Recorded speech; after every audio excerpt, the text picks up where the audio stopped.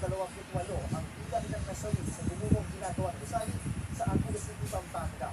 Ayon sa Bureau of Fire Protection Central Luzon, pinakahuling na-recover ang isa pang bangkay sa Quadrant 3 na istruktura nitong Sabado ng gabi.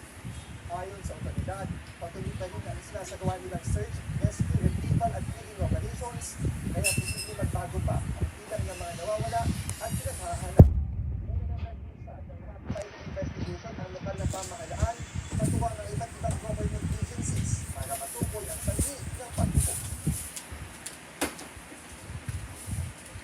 Dalawang maghihiwalay na sunog ang naitala sa Maynila, Quezon City nitong linggo ng madaling araw. Sa Santa Cruz, Maynila, isang sunog ang sumiklab sa isang residential area sa kanto ng Quezon Surreta sa Pinuseco Street. Ayon sa Bureau of Fire Protection, pinaalam ng alam na sunog hanggang alas 3 ng madaling araw.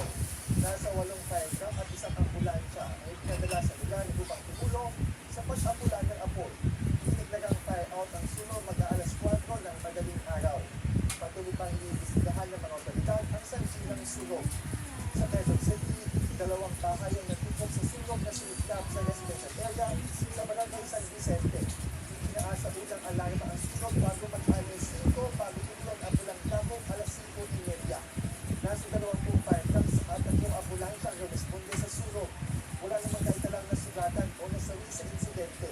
Habang patuloy pang inaalam na ilang pamilya ang naapektuhan, gayon din ang sanhi ng sunog.